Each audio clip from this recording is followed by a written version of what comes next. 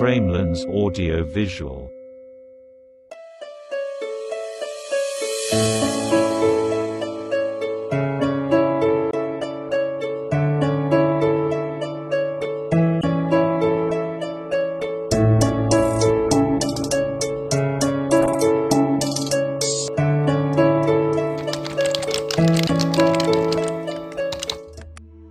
Di balik karya sastra Indonesia yang menawan, terdapat sosok wanita tangguh yang menarik untuk dikenali.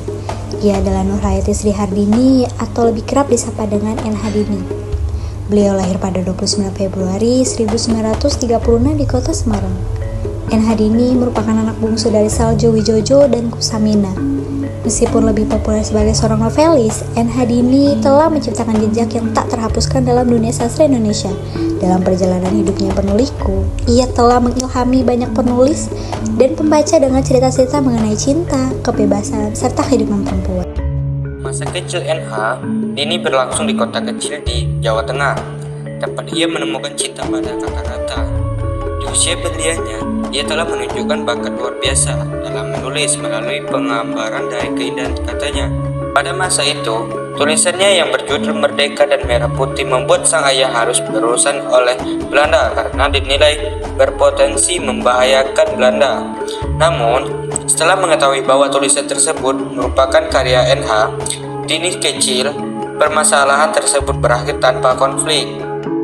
Dipinang oleh seolah diplomat Prancis pada tahun 1960, N. Hardini melalang buana mengikuti sang suami Yves Confin sebelum pada akhirnya mereka menetap di Prancis.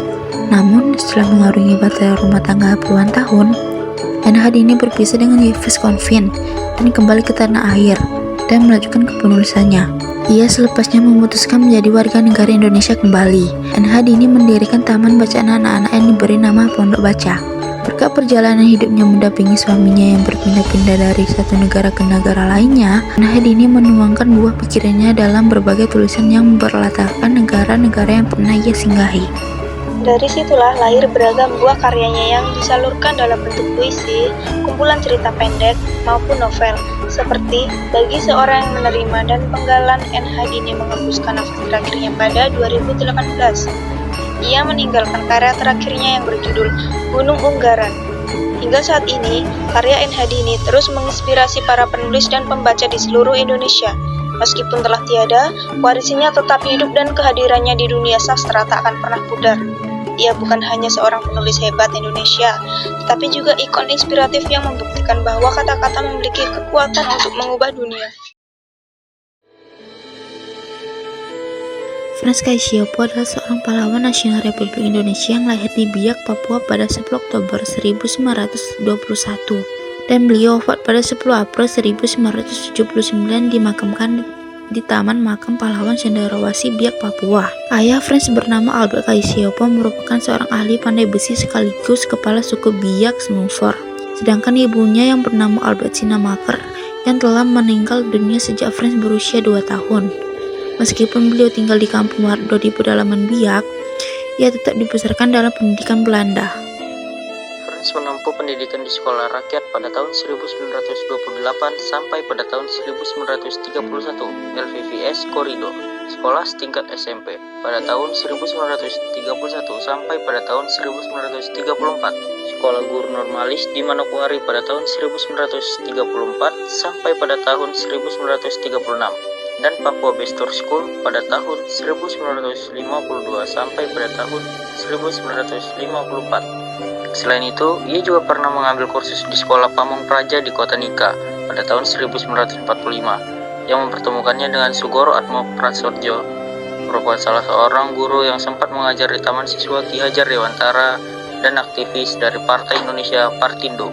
Melalui Sugoro, ia beserta siswa-siswa lainnya menjadi familiar dengan nilai-nilai nasionalisme negara Indonesia saat itu.